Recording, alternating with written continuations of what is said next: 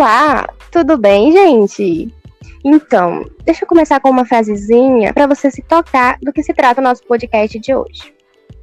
O bom jornalista não é aquele que demonstra saber de tudo, mas aquele que tem humildade para querer e está sempre aprendendo algo.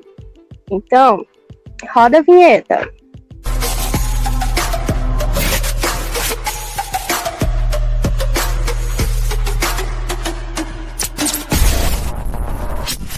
E o nosso bate-papo de hoje é sobre a vida de jornalista. E se você não nos conhece, muito prazer, eu me chamo Caio Otávio.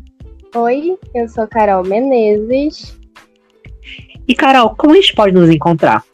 Então, meus queridos, você pode nos encontrar acessando nossas redes sociais que está aqui na descrição do vídeo, tá bom? E outra, meu Deus do céu, quero agradecer muito, imensamente, pois nós atingimos 1.000 inscritos. Nossa, que legal, sério, isso é muito emocionante. Muito obrigado a todos mesmo. E não para de crescer também, né, Carol? Não mesmo, e continua, e fica, meu Deus do céu, é muita emoção para um dia só. É verdade. E também vocês perguntam muito como pode acessar os nossos podcasts. É muito simples, basta você acessar o seu streamer favorito, que pode ser Google Podcast, Apple, o Spotify, dentre muitas outras, e pesquisar Juntos e Misturados. E você verá disponível a nossa primeira, a segunda e também a terceira temporada, que está estreando hoje aqui em grande estilo. Não se esqueça de curtir, de comentar e compartilhar com seus amigos. E hoje recebemos um convidado muito especial. Seja muito bem-vindo e fique à vontade em nosso meio. Muito obrigado, cara. Eu acho muito legal a iniciativa de vocês aí, né? Iniciando no ramo da comunicação, mas já tem representado aí uma grande audiência. E também isso daí são assuntos legais, né? De a gente conversar com pessoas voltadas à comunicação também. A gente pode trocar algumas figurinhas aí, né? Vamos começar o nosso papo de hoje com o seguinte questionamento. É a minha dúvida e dúvida de muitas pessoas. Vamos lá. Kennison, sempre foi o seu sonho ser jornalista? E o que lhe motivou a escolher essa profissão? Na realidade, nunca foi um sonho para mim ser jornalista. É bem engraçada essa história. Porque, assim, no início, né, quando eu era criança, eu tinha um grande desejo de ser policial.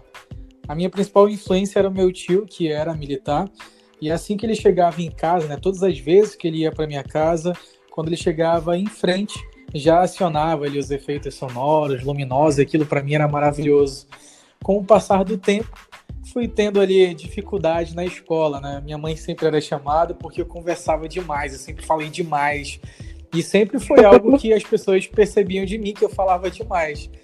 E aí, por muitas das vezes, me julgavam, né? Minha mãe tinha que ir lá, levava o puxão de orelha, mas ninguém imaginava o que ia ser da minha vida anos depois, né? E aí, o que aconteceu? Quando eu saí do ensino médio, fui fazer ali um concurso, né, para conseguir obter bolsas. Na época eu não tinha conseguido passar no PSC. E aí fui tentar ingressar na universidade privada, né? Fiz o concurso, passei. Passei para a faculdade de odontologia, que não tinha nada a ver com a área de hoje. Mas e aí, o que aconteceu?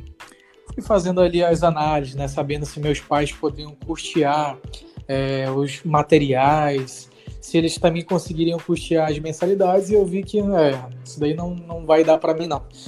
E de uma forma assim, bem louca, eu passei para uma outra área, que era a área de comunicação, na área de jornalismo.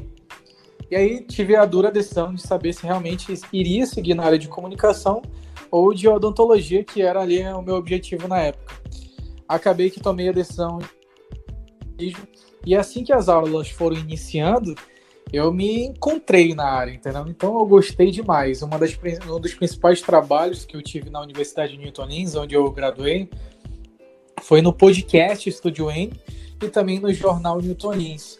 E a partir dali foi quando eu passei a tomar gosto pela coisa, entendeu? Então tinha um programa no podcast Estúdio N, era muito legal, a gente comentava tudo. Eu sinto até a saudade hoje, mas foi a partir daí que eu comecei a gostar de jornalismo, né? Olha, creio que houve uma coincidência aqui nos casos. Justamente eu também queria seguir a faculdade de odontologia, mas infelizmente a vida me levou para um outro lado, né? Para uma outra profissão. Acontece, É né, isso mesmo, cara? cara. Na minha opinião, eu também queria seguir nessa área, entendeu? Até mesmo porque ela remunera bem melhor do que jornalismo, né? Na época da faculdade, os professores sempre falavam assim, olha, se você quer ganhar muito bem mensalmente, faça outra faculdade, porque a área de comunicação é só por amor mesmo. Eu acabei, né, achando que fosse brincadeira dos professores, mas é a pura verdade. É verdade. Meu Deus, realmente. E outra, a gente sempre fala assim, muita comunicação é igualmente tipo assim, aperta minha mão e me abraça, porque todo mundo achava, no entanto, que era ser a vocação de ser jornalista, por eu falar demais e não parar de falar nunca. Mas sempre tem um contratempo no universo, né? Né? E eu ser repórter. Todo mundo ia ser jornalista, exatamente. Hoje Vamos em dia dá lá. pra ver YouTube. Hoje em dia dá pra ver um canal Isso, e coloca outro rumo, pra não ser tão jornalista, não ficar dando aquela competição, vamos fazer o seu YouTube. Verdade. Então, existe um perfil para atuar na área de jornalismo? Tipo assim, características, interesses, em geral, tipo, eles têm, assim? Bem, o jornalista em si precisa ser uma pessoa muito curiosa, entendeu? Porque, assim, em cada situação no qual você vai noticiar uma informação, não existe apenas um fato que aconteceu. Vou explicar melhor para vocês. Em uma cena de homicídio, como é o caso que eu faço, existe uma informação, que é uma pessoa que foi executada, certo? Uhum. Só que na cena de crime existem muitas outras informações que elas não estão ali ditas, mas elas estão lá. E o jornalista, o repórter treinado, ele precisa estar atento a esses pequenos detalhes, entendeu? Tipo, numa cena de crime, vamos lá tentar narrar como é que eu faço quando eu vou para uma situação de homicídio. O corpo está lá, mas eu começo a observar para ver se tem marcas de sangue no chão. Eu começo a ver se tem câmeras de segurança que poderão ter filmado toda a ação criminosa. Tento conversar com os vizinhos, pergunto se alguém tem algum detalhe específico sobre os criminosos, se alguém viu, se estava de carro, de moto, era dia, era noite. No tempo, geralmente, assim, durante o período da noite, é muito inseguro, a iluminação é precária, sabe? Existem várias informações que você precisa estar atento para que você não possa fazer um negócio igual. Porque, assim, situações de homicídio e vários outros tipos de matérias acontecem com recorrência, entendeu? E o legal do repórter, o diferencial de um jornalista, é justamente ele ser apurado nesses detalhes, ele conseguir enxergar coisas onde ninguém vê, entendeu? Não significa que essas coisas não existam, mas sim de que ele teve a capacidade para encontrar esses detalhes numa história, entendeu? Então, acho que o princípio de um jornalista, né, tem que ser curioso, tem que gostar de ler bastante e também de amar a profissão, porque não tem como fazer comunicação, jornalismo, sem a pessoa amar. É muito difícil, você acaba desistindo nas primeiras dificuldades.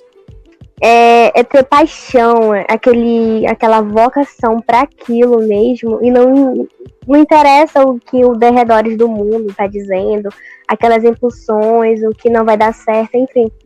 O amor por aquela profissão que você quer seguir te leva ao limite de tudo, na verdade.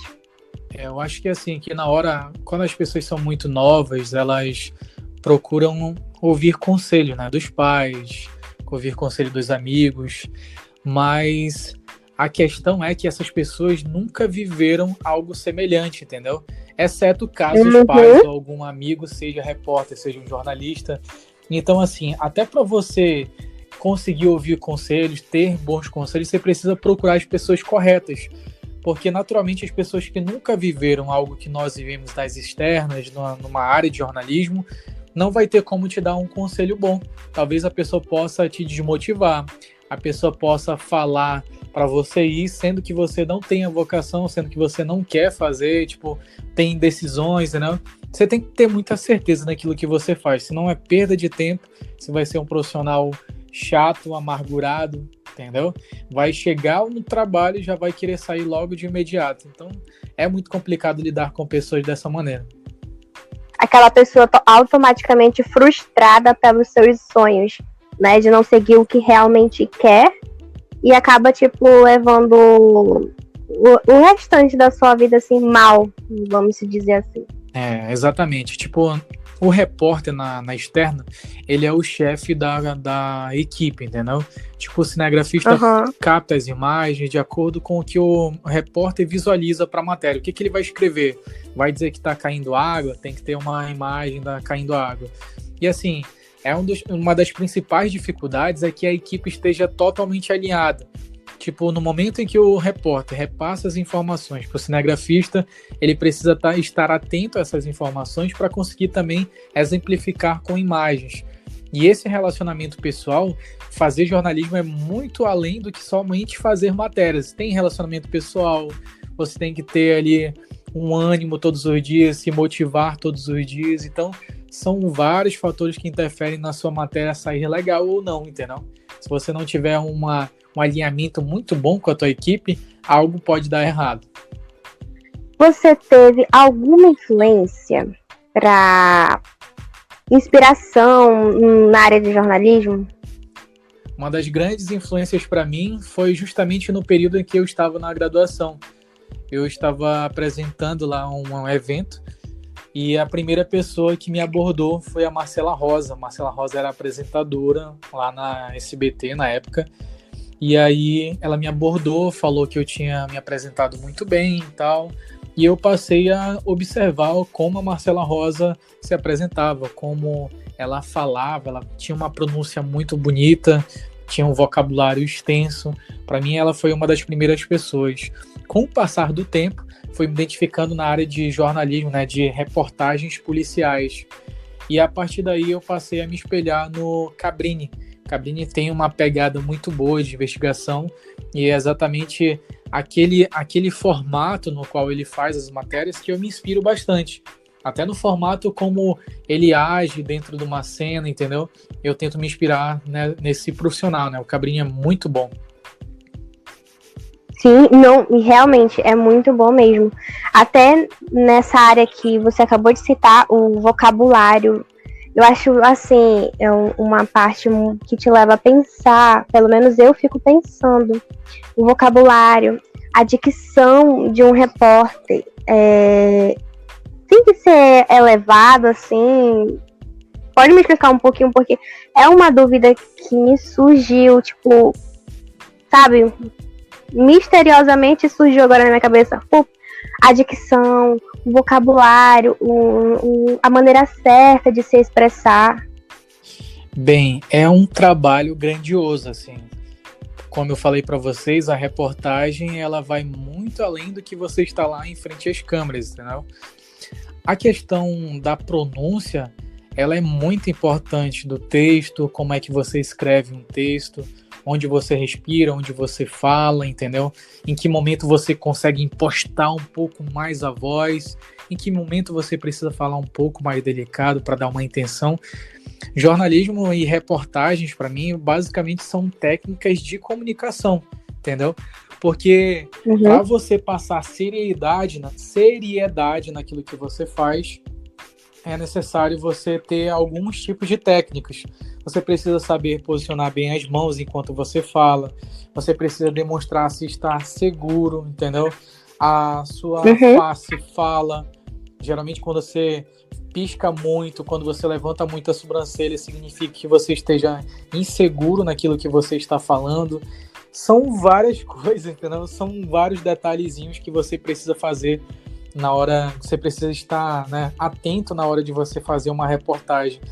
E aí, o passo para que você chegue à perfeição, digamos assim, ninguém fica perfeito, mas assim, o passo para você estar melhor a cada dia é você começar a treinar coisa por coisa. Tipo, eu não considero que minha dicção seja tão boa assim. Às vezes eu falo muito rápido e acabo atropelando algumas palavras, esqueço uns S's, uns R's, entendeu? E geralmente quando eu percebo que eu já estou muito acelerado, eu tento dar uma desacelerada, falar um pouco mais pausadamente, para que as pessoas consigam entender melhor. E nesse período agora de pandemia, o maior desafio é pronunciar as palavras corretamente utilizando a máscara, que deixa a tua voz muito mais abafada, né? Então a situação é complicada. Você precisa se virar ali nos 30, entendeu? Para poder conseguir fazer uma matéria legal. São vários detalhezinhos, não consigo te dizer todos eles, entendeu?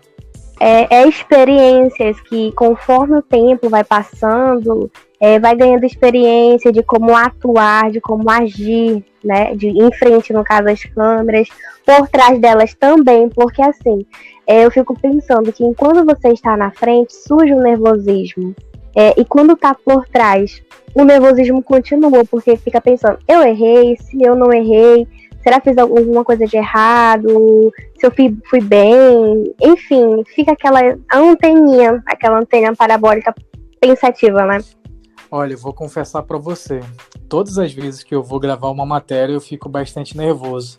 Por mais que as pessoas acreditem que eu já esteja muito seguro, eu passo essa segurança na hora de gravar, mas eu continuo ficando com muito nervosismo, porque assim, enquanto você está falando e que você está nervoso, você vai pronunciando as palavras como ela está na sua mente, entendeu? Você vai construindo frases, você vai colocando os adjetivos, os verbos, uma infinidade de coisas em uma ordem. Só que como quando você está nervoso, você não consegue perceber onde você errou, entendeu? Às vezes você pronuncia alguma palavra errada, tipo, inconsciente, entendeu? De uma forma inconsciente. E é exatamente por isso que a gente fica um pouco mais nervoso. A gente tem que reavaliar o material para saber se ficou tudo legal. Eu fico bastante nervoso mesmo. Até nos momentos em que eu estou ao vivo, por exemplo, é um momento de maior nervosismo. Mas é uma adrenalina muito gostosa que faz parte da profissão. Então, você já teve algum imprevisto numa reportagem que você estava fazendo, de alguém, às vezes, se intrometer, né? Porque existem muitos membros na internet de repórteres, enquanto estavam gravando uma reportagem, uma pessoa, assim, às vezes aparece para querer conversar, para querer dialogar na reportagem. Ou até fazer gestos, né? Que existe isso. Então, isso é mais comum do que vocês possam imaginar. Todos os dias, nas externas, nós nos deparamos com situações como essas, né? Então, enquanto eu estava gravando as passagens, em um dos casos, um cara passou no carro e começou a gritar, né, sobre situações e xingamentos contra o atual governador.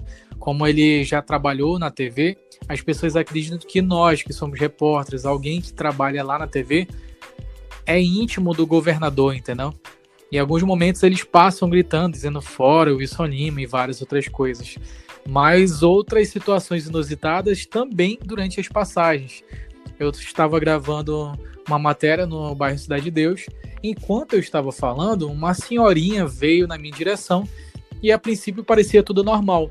Mas enquanto eu estava falando, ela se meteu na minha frente e ficou olhando para as câmeras, assim. E, cara, eu fiquei muito bolado, porque eu já ia terminar o meu material e ela pegou, entrou na câmera e ficou olhando e foi embora. Eu falei, tudo bem, senhora? Tudo bem, você fica aí no meio da rua, o que vocês estão fazendo? E aí, cada situação, gente, é mais comum do que vocês possam imaginar de fato. Já passei por várias coisas nas externas. Como foi a sua trajetória até se tornar repórter da TV Crítica? Bem, durante a faculdade eu trabalhava em uma gráfica. E foi a partir de lá que eu passei a pagar as mensalidades da faculdade. Eu ia todos os dias para o trabalho e tal, continuava trabalhando normalmente enquanto fazia a faculdade de jornalismo à noite. Geralmente eu chegava bem cansado, às vezes suado, mas continuava a trabalhar normalmente. Eu só fui ir para minha área de jornalismo quando já estava quase me formando, que surgiu uma vaga para trabalhar como estagiário no CETAM, que é um órgão do governo. Passei a trabalhar lá e aí fiquei por lá 1 ano praticamente no CETAM.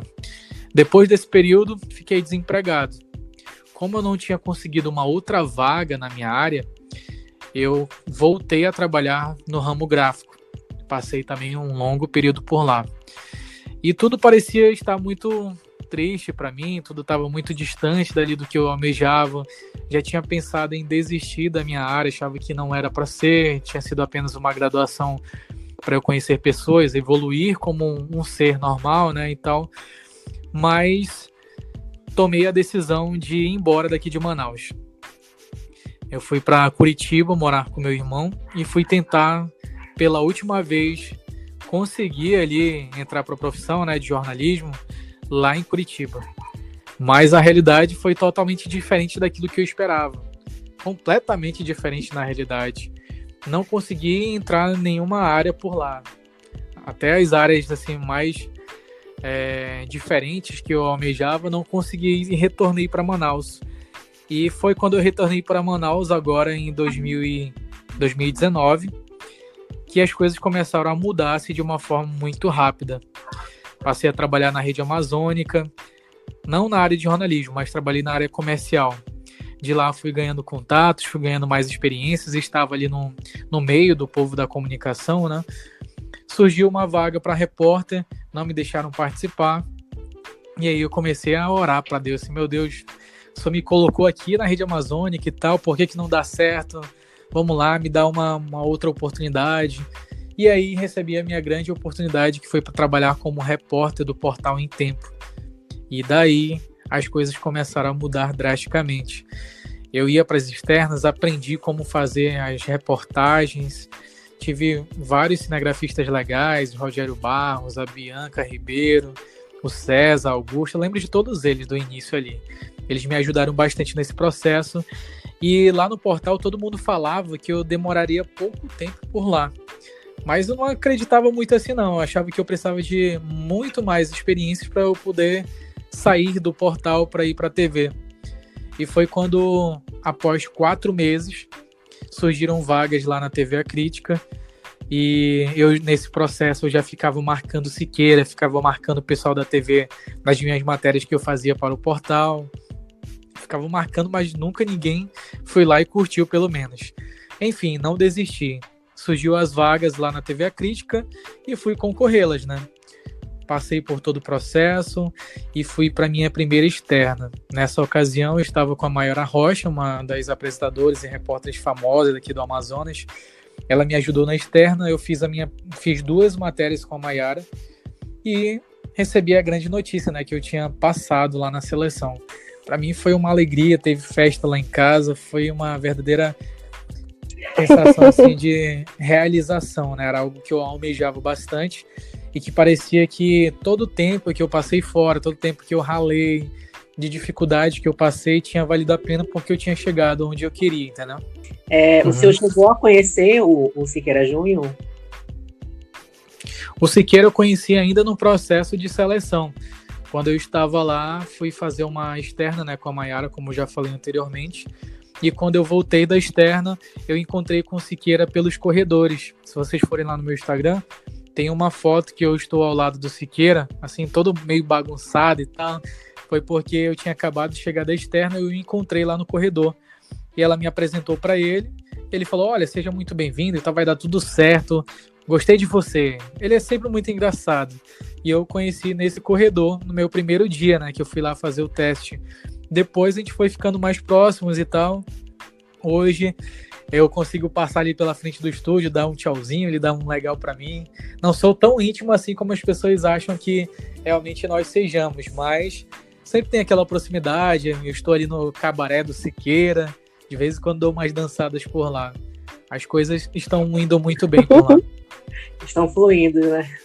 Exatamente. Bom, como o senhor falou anteriormente, o senhor produz matérias para diversos programas da TV A Crítica. O senhor poderia contar para a gente como é a rotina de um repórter? Uau, essa é uma das partes mais difíceis, assim. Primeiro é você chegar na redação, né? E você já recebe logo algumas pautas.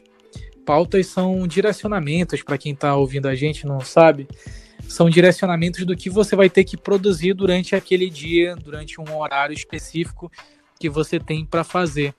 E nessa pauta existem várias informações, no qual você precisa memorizá-las. E aí já é uma outra dificuldade. O repórter precisa memorizar todas essas informações. Ele vai ao local onde o fato aconteceu ou onde vai acontecer o fato. Ele precisa estar atento a todos os detalhes, como eu já falei em um outro momento.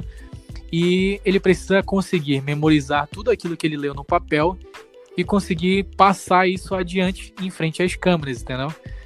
Mas esse processo é um processo muito difícil, no qual você precisa estar muito bem alinhado com o cinegrafista. Enquanto o seu texto está falando sobre algo, as imagens precisam ser cobertas com aquilo. Existe uma questão de reflexão daquilo que você fala com aquilo que você mostra. São várias dificuldades, o repórter enfrenta sol, chuva, mormaço, não deve ter medo de lama, não deve ter medo de corpos, no caso de pessoas que vão trabalhar na área policial. São uma situação bem complicada. Mas parece ser tudo muito difícil, mas a gente consegue resolver, entendeu? Por exemplo, tem matérias que você faz de forma presencial. Como é que funciona isso? Você inicia falando normal em frente às câmeras e vai mostrando tudo que está acontecendo, vai entrevistando as pessoas. Esse é um formato chamado presencial. E o outro formato é chamado VT, no qual você precisa escrever um texto sobre tudo que aconteceu. Você vai fazendo entrevista com as pessoas de uma forma individual. E aí, para cada pessoa, você precisa criar um novo texto, que é um texto de abertura para a pessoa. Assim como vocês fizeram quando me chamaram no início aqui do podcast. Além disso, você ainda precisa cortar, né? Tipo, cortar no texto da pessoa o que você quer que seja exibido. Por exemplo, tem pessoas que falam quase 15 minutos, 30 minutos. Você precisa selecionar aquilo que você quer para pôr na matéria, apenas aquele trecho que você acha importante, entendeu? E tem todo esse processo de faz o texto, corta as informações que a pessoa te falou, coloca ele todo na ordem. Depois de você fazer tudo isso, você tem que mandar para um editor de texto. O editor faz os ajustes, as correções, caso sejam necessárias. Depois você tem que ir para uma sala de edição para você fazer as gravações, né, dos offs, que são aquelas narrações cobertas com imagens. Aquilo é chamado off. E você também tem que fazer uma passagem. Passagem significa que quando você está lá no local do fato, você vai contar alguma coisa muito importante que precisa que você tenha a sua imagem para dizer sobre aquilo. Pode ser um índice, pode ser dados, pode ser para mostrar algo, entendeu? É uma das partes mais importantes da matéria, onde você aparece e expõe uma informação importante, entendeu? São várias dificuldades, gente, mas não fiquem com medo, dá tudo certo, em nome de Jesus vai dar tudo certo, vocês vão conseguir superá-las. A prática leva à perfeição. E assim, quais são os prazeres e as dores de ser um repórter? Um dos principais prazeres é justamente a adrenalina. É uma profissão que te deixa assim em êxtase. Você fica muito feliz, nervoso, em alguns momentos estressados, em um outro você está muito ansioso por algo. Ele te dá um misto de sensações enquanto você está atuando, entendeu? No momento que você está em frente às câmeras, eu acho que quase todos os repórteres, quase todos os apresentadores, no momento que você está de frente para a câmera, é quando parece que você nasceu para fazer aquilo, entendeu? É uma sensação de realização, uma adrenalina. É tipo como se fosse o teu momento de ápice. É quando você está em frente às câmeras. E isso, com certeza, em muitas outras profissões, elas não podem te dar. Exceto em caso de você goste daquilo, você ame aquilo que você faça, né? Mas eu, assim, na minha visão como repórter, jornalista, esse é um dos prazeres bem gostosos. Além disso, também a questão de ter mudança no cotidiano. Sempre é uma coisa diferente, nunca é uma coisa bitolada, que você fica num escritório, vendo os dias passar naquelas quatro paredes. São as emoções diárias, né? Conforme vai passando, não é uma coisa monótona, já tá acostumada com aquilo. É sempre tem aquela surpresa, tipo, é surpreendente a cada dia que se vive dentro, no caso, em frente ou atrás das Exatamente. telas, né? Por trás das telas existe uma grande quantidade de pessoas envolvidas. Existem os editores de texto, os editores de áudio, os editores de vídeo. Tem as pessoas que ficam no suíte, que é aquela parte onde existe um monte de telas, sabe? Eles precisam ficar atentos com o que vai entrar, com o que não vai entrar, no momento que você vai entrar no ar, ao vivo. Tem várias pessoas integradas nesse processo, né? E todos eles são importantes para um jornalista, para uma edição, entendeu? Todos eles fazem parte desse processo que é muito importante, entendeu? Agora vamos falar sobre as dores. Existem muitas dores nesse processo, porque assim, o trabalho de um repórter, ele é visto diariamente. É como se diariamente também você fosse avaliado pelos seus gestores, pelas pessoas que te assistem, e o repórter precisa lidar muito bem com o seu lado emocional, porque todos os dias ele sofre críticas, ele recebe dicas, ele precisa estar ali alinhado com a sua direção. E uma das principais dores é você saber controlar tudo isso, porque não é fácil. Muitas das vezes você pega muita porrada por uma palavra errada que você pronuncia, você precisa estar atento a alguma coisa. Na matéria você não conseguiu expor aquilo que você precisava. Você, em alguns momentos, precisa estudar muito para poder saber pronunciar bem as palavras, ter novos, como posso dizer, novos contextos ali para você saber abordar dentro de uma matéria, um vocabulário extenso, saber onde usa todas as normas do português enquanto você fala. Existem muitas dores. Existem muitas dores que nem todo mundo vê. O fato de você ter que decorar textos imensos e vários textos, porque não é apenas uma matéria, às vezes são 5 matérias, 3, 4, e você precisa memorizar tudo aquilo. É um processo doloroso, mas que no final vale a pena. Então, qual é a importância da TV Crítica para o seu crescimento profissional? Cara, desde que eu cheguei na TV Crítica, eu acredito que eu tenha crescido bastante. Pela forma como eu falo, como eu imposto a voz. A TV, ela é uma escola, no qual você aprende no cotidiano como é que você deve fazer um bom jornalismo. A gente aprende por observação e também por dicas de pessoas que estão lá. Existem várias pessoas feras naquilo que fazem. Os editores de texto sempre têm uma ideia sobre o que você deve falar, sobre como você deve escrever o seu texto, o que você pode colocar de ênfase. Existem palavras-chave que te dão um gatilho emocional. Eles sempre têm algo muito bom para falar. Também tem as pessoas que trabalham na ilha de edição de imagens. Eles podem te dizer como você deve mostrar as coisas, os detalhes, o que você precisa fazer para deixar a matéria um pouco mais atrativa, entendeu? Então, é uma base ali na TV Crítica, é uma base onde você aprende muito com todo mundo que está por lá. Existem pessoas que chegaram hoje, mas que podem te ajudar de alguma forma, e existem pessoas que estão lá há anos que podem te ajudar muito mais, entendeu? Não significa que quem esteja chegando agora não possa dar nenhuma informação, nada assim que não vai te valorizar. É totalmente o oposto. Todo mundo que chega é para somar. As experiências de vida de cada um ajudam muito nesse processo. Então, estar lá na TV Crítica, para mim, tem me ajudado a crescer bastante. E eu quero crescer muito mais para ocupar ali novos ares também, né? Bom, agora chega o momento que os ouvintes enviam suas perguntas para o nosso convidado. E já de antemão, eu quero agradecer a todos os ouvintes que enviaram nesses 2 dias de nossa enquete. E a primeira pergunta é da Paula Mendes. Sou aluna de jornalismo há 1 ano e como você vê que o impacto das novas tecnologias de comunicação no trabalho de um jornalista? A tecnologia, ela vem sempre para nos dar agilidade, celeridade naquilo que nós estamos fazendo. Hoje nós conseguimos ver que os portais de TV, por exemplo, os portais de informação, que são transmitidos através do Facebook, do Instagram, do YouTube, eles conseguem dar um pouco mais de agilidade nas informações. Por exemplo, tem coisas que os portais já deram agora, mas só vão passar amanhã, devido a ter uma grade de programação na TV. A internet, ela veio para modificar a realidade como a gente faz jornalismo hoje. E eu acredito que os portais atuais têm ensinado como é que vai ser a TV amanhã. Porque assim, a TV é cara. Você está na TV é um investimento muito alto de pessoas, de tempo.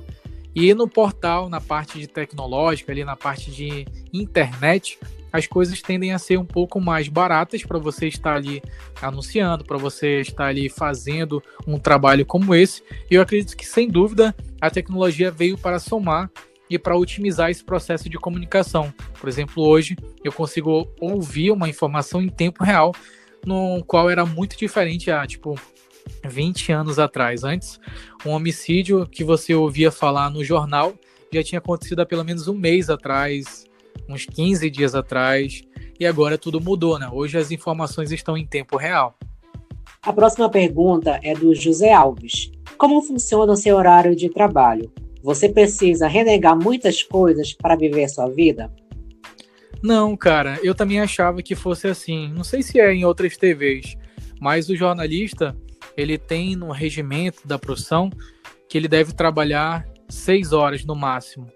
Eu, por exemplo, trabalho 5 horas por dia.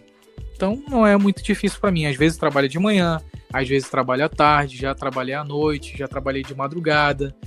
Para mim é indiferente, né? São 5 horas de trabalho que eu cumpro bem feliz. Apesar de ser apenas 5 horas, que o pessoal pode achar assim, pô, trabalha bem pouco, né?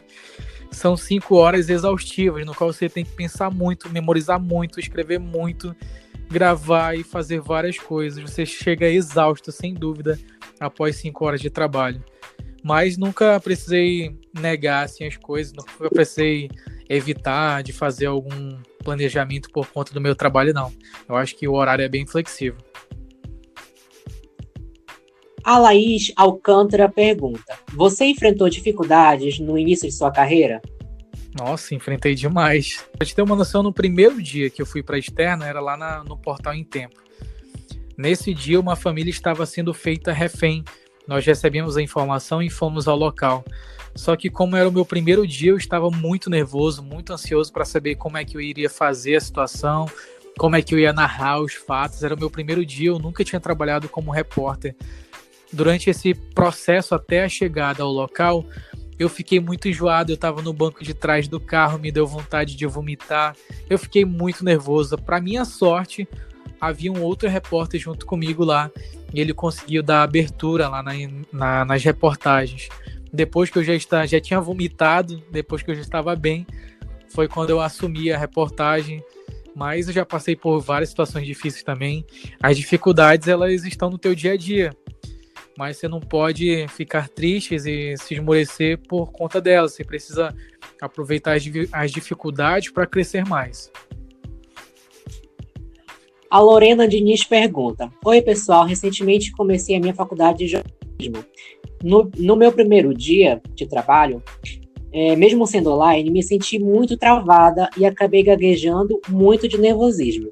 O senhor tem alguma dica ou macete para deixar o medo? Olha, essa é uma pergunta difícil. É porque, assim, o medo é uma questão muito psicológica. Eu aconselho as pessoas procurarem um psicólogo para tentar resolver isso. Mas a questão do medo é muito a questão também de insegurança. A pessoa acredita que a outra vai criticá-la, vai julgá-la, dizendo que ela não é uma boa profissional. Isso é normal. Eu também vivo situações como essas.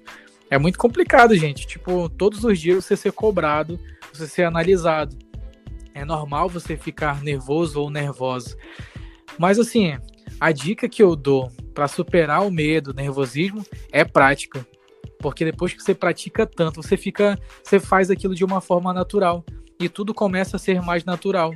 Você faz a reportagem, faz uma matéria, tudo começa a se tornar parte do teu cotidiano. E é com a prática que você consegue ficar boa, entendeu? E aí o medo vai um pouco mais embora, mas o friozinho na barriga continua. Que é normal, né, no dia a dia. Bem normal.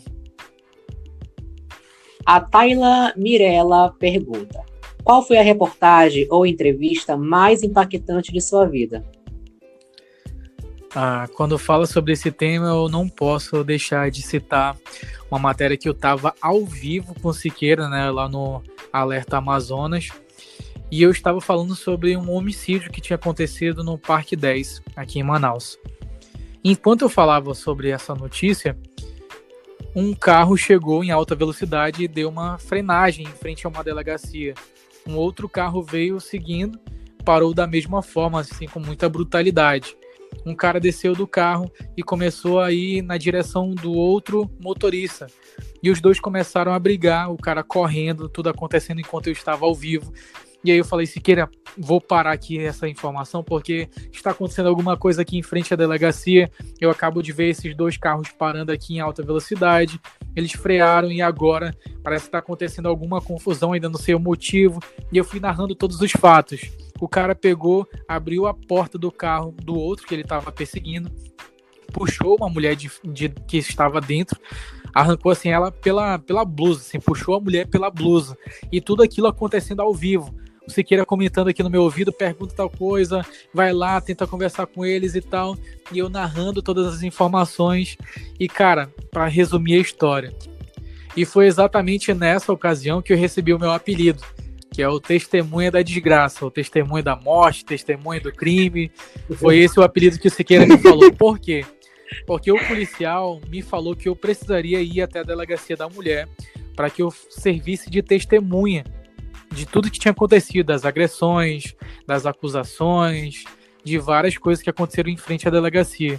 E aí eu fui obrigado a ir até a delegacia da mulher. Chegando lá, a mulher nem quis registrar o boletim de ocorrência.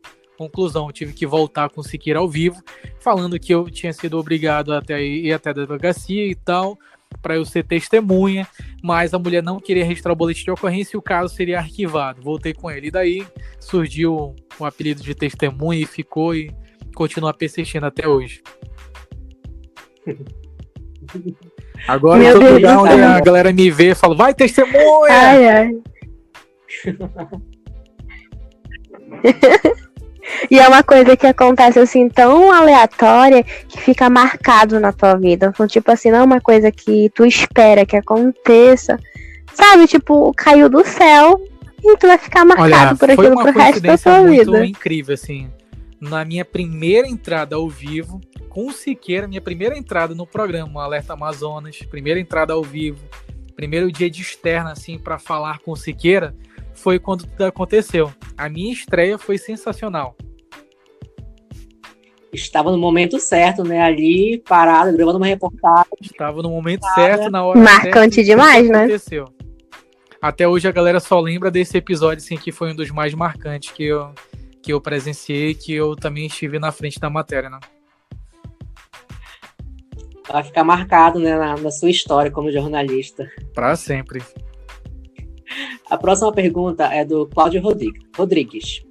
Todos nós estamos livres para passarmos por perrengues. E você, já passou algum perrengue? Nossa, como eu falei anteriormente na época da faculdade, eu passei por muito perrengues. Vou explicar um pouquinho para vocês de uma forma resumida. Eu pagava a minha faculdade, era uma faculdade privada, então eu precisava pagar constantemente ali as mensalidades. No início eu trabalhava no setor gráfico, depois saí da empresa e tal, e passei a atuar na área de vendas. Gente, foi nessa área de vendas que eu quase passei fome, a situação era muito difícil. Nesse período teve um anjo, que é a tia Sâmia. Tia Sâmia cuidou de mim nesse processo. Eu trabalhava na área de vendas, quase não recebia salário algum, precisava utilizar o meu carro para ir vender planos de aulas de inglês e tal, e tudo começou a ficar muito difícil. Eu continuava indo trabalhar todos os dias e eu precisava ir para a faculdade à noite, mas como eu não ganhava muito dinheiro com aquilo, era um produto muito caro e tal, tudo era muito difícil, e o meu público sempre eram pessoas de baixa renda, que não tinham condições de pagar por aquilo, eu acabava não vendendo tanto assim. E aí as minhas mensalidades foram começando a ficar sem ser pagas, né? Aí depois fui trabalhar numa área de refrigeração, cheguei várias vezes na faculdade suado, sujo, as pessoas diziam que eu era mecânico. Nossa, eu trabalhei em muitos lugares, gente. Eu fiz de tudo para pagar minha faculdade. Trabalhei em refrigeração, trabalhei em gráfica, trabalhei com vendas, trabalhei com um monte de coisas para pagar minha faculdade.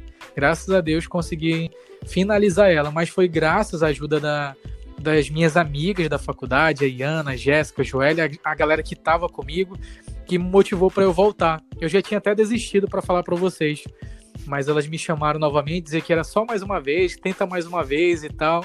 Elas me convenceram e eu consegui concluir. Eu agradeço muito a todas elas, que foram verdadeiros anjos na minha vida, para que eu conseguisse terminar a faculdade e ser quem eu sou hoje, né? Verdadeiros amigos, né? Sim, até hoje nós marcamos vários vários rolês assim juntos. Agora, né, por conta da pandemia, a situação ficou difícil. Mas nós costumamos nos encontrarmos com grande frequência assim, em períodos normais. A próxima pergunta é do Daniel Paz. Como funciona a distribuição de pautas das reportagens? E qual foi a matéria que você não gostou de fazer? Uau! Bem específico, né? Bem, assim, a distribuição de pautas ela é muito de acordo com o programa no qual você está atuando. Por exemplo, no meu caso, eu trabalhei uma época na madrugada. Iniciava às 5 da manhã e ia até às 10 horas da manhã. Nesse horário, o repórter que se pautava, ele não recebia nada. Eu não recebia nada para ir para a externa. Eu simplesmente fazia várias rondas, no qual ia nos hospitais, ia no IML, ia nas delegacias, ia conversar com os policiais, recebia denúncia do pessoal do Facebook, Instagram, e eu tinha que correr atrás de informações. Esse é um dos trabalhos mais difíceis quando você não recebe nada, você tem que correr atrás de tudo. Mas já existem outros programas, como esse agora, que eu também é do Alô Amazonas, no qual eu trabalho, mas nesse horário de 14 até 19 horas, que eu estou trabalhando agora, eu recebo as pautas. Eu faço matérias de comunidade, que são ruas esburacadas, esgoto, problema de infraestrutura, como também faço matérias sobre áreas da saúde, áreas policiais, é bem abrangente assim nesse horário. E existem também outros programas, por exemplo o ACTV, que ele é um programa um pouco mais sério, ele tem uma linguagem diferente, ele costuma fazer matérias sobre saúde, educação, uma matéria um pouco mais trabalhada, entendeu? Então é muito de acordo com o programa que você está atuando. Então a direção das pautas vão ser conforme a necessidade de cada programa, entendeu? Não existe uma regrinha específica. Uma das matérias que eu não gostei é quando eu vou para alguma comunidade, as pessoas têm algum tipo de problemas que elas precisam que sejam resolvidos, tipo problema de infraestrutura, falta de água, a rua está muito insegura, tem acontecido vários crimes, e quando eu chego na externa e as pessoas não querem falar, tipo, é muito fácil as pessoas reclamarem, falarem que está muito difícil e tal, e quando você chega lá para tentar ajudá-las, elas não falam. Nossa, para mim é muito frustrante. Agora, uma matéria que eu não gosto de fazer são matérias no qual envolve estupro de crianças, abuso, agressões contra a criança. Para mim é uma das coisas mais difíceis assim para eu fazer. Eu me sensibilizo bastante com tudo isso. Uma vez eu fiz uma matéria de um adolescente que ele tinha sido assassinado durante um tiroteio entre facções criminosas. E eu conhecia a família, eu ouvia a história da criança, tinha um sonho de ser lutador de jiu-jitsu. Nossa, para mim é uma situação muito difícil quando envolve crianças. Eu sempre lembro da minha sobrinha e isso me emociona bastante. Então são muitas coisas terríveis que você vê diariamente. Nem todo mundo vê o que acontece na cidade, mas você como repórter, você sabe de tudo e mentaliza tudo isso, entendeu? E até mesmo ter aquela facilidade de interromper para nem tudo filtrar na sua vida. Ter sempre aquele limite. Porque querendo ou não, a gente é ser humano, né? Acaba se envolvendo, mas tem que ter aquele certo limite para não deixar as coisas ultrapassarem mais do que devem. Não pode se envolver com a história. É difícil, porque assim, quando você fala uma história, quando você narra alguma coisa, é necessário com que você entre no fato, né, ali na história, mas ao mesmo tempo você não pode se envolver com o que aconteceu, senão você não consegue realizar o trabalho. Bom, e para terminarmos o nosso podcast, eu queria que você deixasse uma mensagem para nossos ouvintes e as pessoas que querem seguir os seus passos ou assim querem, né, entrar nesse ramo jornalístico. O que o senhor poderia dizer para essas pessoas? Bem, ainda não caiu muito a ficha que as pessoas me veem como uma referência, né? Mas existe uma frase que é muito interessante. Não importa em que momento você esteja, seja no início ou se você já esteja finalizando a sua carreira, sempre vai ter alguém que te vê como uma referência.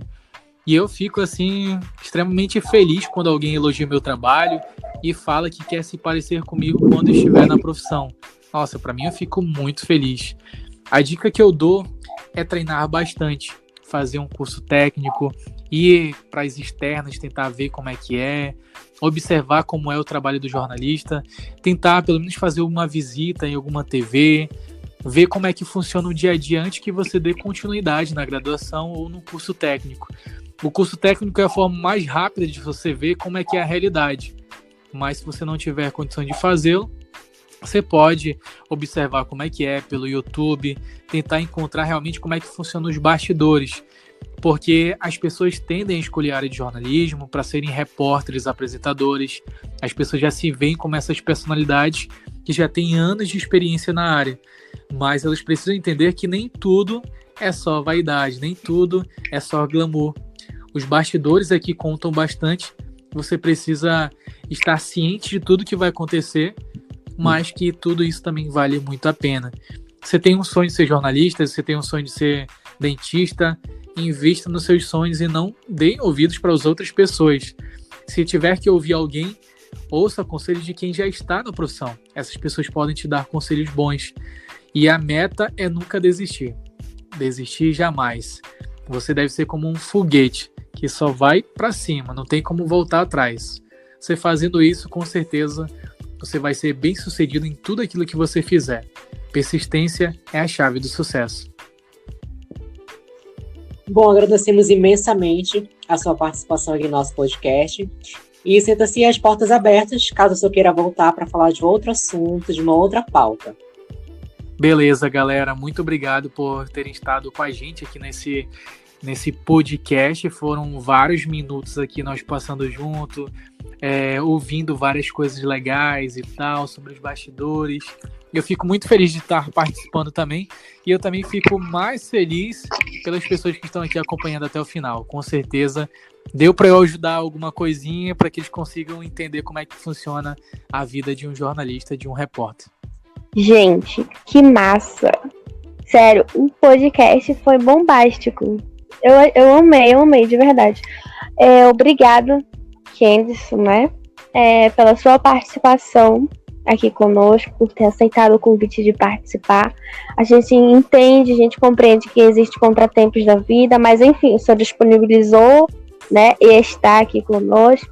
Muito obrigado pela sua participação, né, pelas suas contribuições, suas vivências, suas experiências que, querendo ou não, acaba tendo impacto e acaba gerando impacto na vida de outras pessoas, né, que talvez esteja sofrendo também.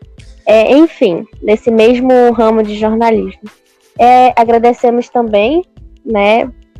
Enfim, pelos nossos inscritos. Verdade, tem que me seguir lá no Instagram que também. Maravilhoso. Tem que me seguir lá no Instagram. Vocês são perfeitos.